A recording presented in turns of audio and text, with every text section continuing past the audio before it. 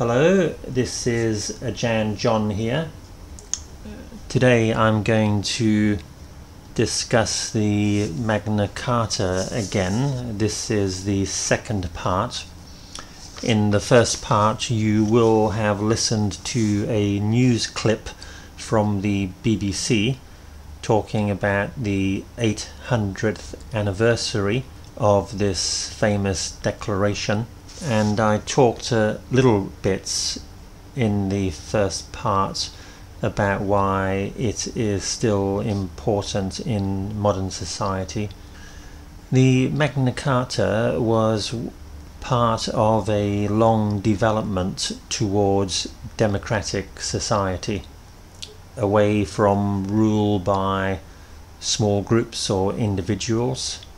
At that time we had a king in England, and before the Magna Carta was signed, he had almost total power. He said, as many kings have done before, that he was the representative of God, which enabled him to avoid being questioned by ordinary people. Many people will just see this as a very effective tactic to hang on to power. If you say you are the messenger of God or his representative, no one will dare to question you. And also, your decisions are not open to rational discussion, because you only need to say, this is what God has told me to do. Therefore it is not open to the normal reasoning and questioning which people may apply to other situations. The signing of the Magna Carta, of course, was only the beginning of democracy, and in very little way similar to the kind of democracies we can see today. So what is a democracy? The word democracy comes from the Greek and means government by the people, government by the people. So it means some kind of system where everybody has a voice in making the decisions for society. Many countries nowadays will call themselves democracies, particularly in the Western world. America, for example, and my country, England, will certainly refer to themselves as democracies. But is this true? What does a real democracy actually mean? Democracy is probably an ideal, I-D-E-A-L,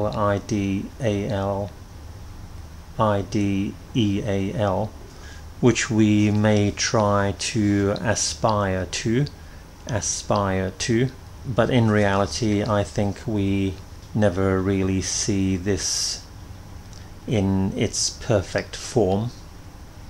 In its perfect form, it would mean something like everybody in society having equal power, equal rights, equal opportunities. But obviously this is not so in any society in the world. Although the Constitution will say things like everyone is equal and everyone has equal rights, in reality people will have greatly varying degrees of power and opportunity. It is still true in every country that if you are born to an educated and wealthy family, you are going to have better medical care, better education, and greater opportunities when you become an adult. Very few of the high-flying, successful businessmen and people in government come from very poor backgrounds, and hardly any of them were born in slums. There are also many other equalities in regarding to gender, race, age, physical appearance and attractiveness. It is quite clear that society is full of inequality, and to say it is a democratic society is probably nothing more than to say it follows some rough rules of democracy, such as everyone has the right to vote over the age of 18 or so.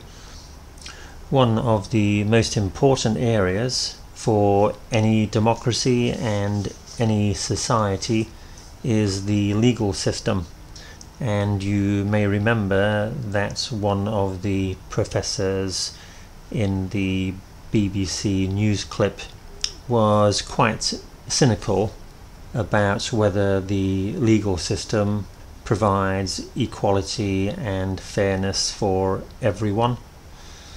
And I think it was him who quoted Cicero, C-I-C-E-R-O,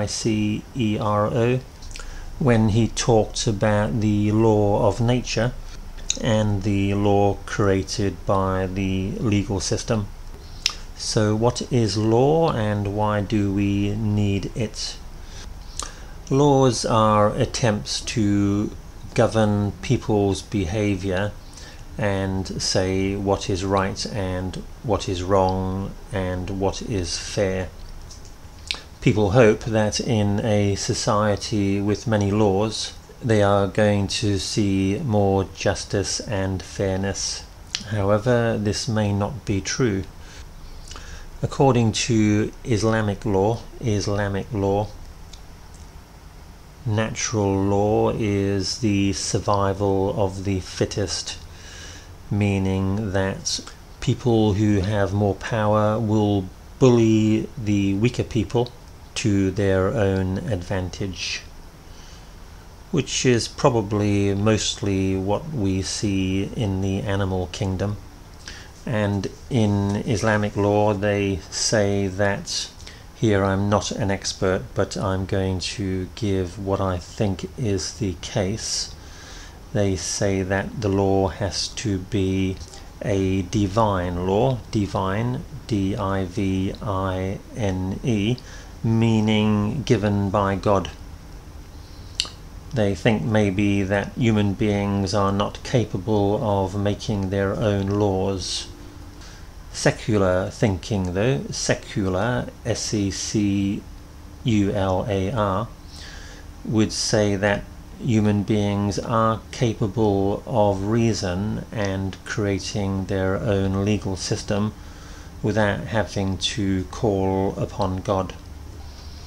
Is it true that without any laws we would just bully each other and it would be a case of the bigger and stronger will always get to the front of the queue?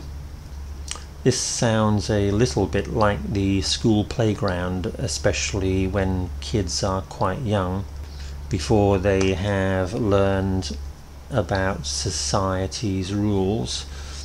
You will often see displays of power and bullying and even in the adult world you can clearly see that people with greater advantages, whether it be physical strength, attractiveness or having more money, will take full advantage of their situation. So governments and courts will go about the business of creating laws to try to control people's behavior and make them behave well. And underlying this is the threat of punishment. If you do not obey the law, you will be punished. This may be with a fine or imprisonment, or if the crime is very serious, the death penalty. So the legal system created by man and religion is based on punishment, which I personally think is not a very good system. I think it's very sad to imagine that the only way we can get people to behave themselves is to threaten them. Can people be good without this threat of punishment? We can certainly see good behavior between family members and between friends, but we can also see many examples in our daily lives of bad behavior. Mature religions such as Buddhism teach us to investigate ourselves and to discover right behavior from personal experience and self-analysis. This is a very noble long-term pursuit for everyone. However, in the meantime, we have 7 billion people living on the planet who may not have the time or inclination for this kind of self-discovery. So in order to have a fairly harmonious society, we need to create laws. Unfortunately, this makes a society which is far less free than it should be. When we make a law, we make a generalization. For example, we might say it is wrong to kill someone. Therefore, according to the law, every act of killing after that will be wrong. We make a law saying it is wrong to steal something. And again, after that, every act of theft is wrong. It may be possible, however, that sometimes theft may be the right thing to do. If you are starving and have no food, stealing is not the same as someone who is already rich and steals money to make themselves even richer. So laws create inflexibility and maybe also take away the personal choice which may be valuable for self-learning. If you yourself decide to do or not do something through your own reasoning, this may be a far more mature and adult choice compared with a decision you are forced to make because you are afraid of punishment. Furthermore, as one of the speakers in the BBC clip said, clever people can use the law to their own advantage. They can use the law to cheat other people or to avoid punishment, and the consequence is the law becomes a tool for bad rather than a tool for good. Legal systems are also incredibly complicated, expensive, time-consuming, and as a consequence of this, often inaccessible to many people.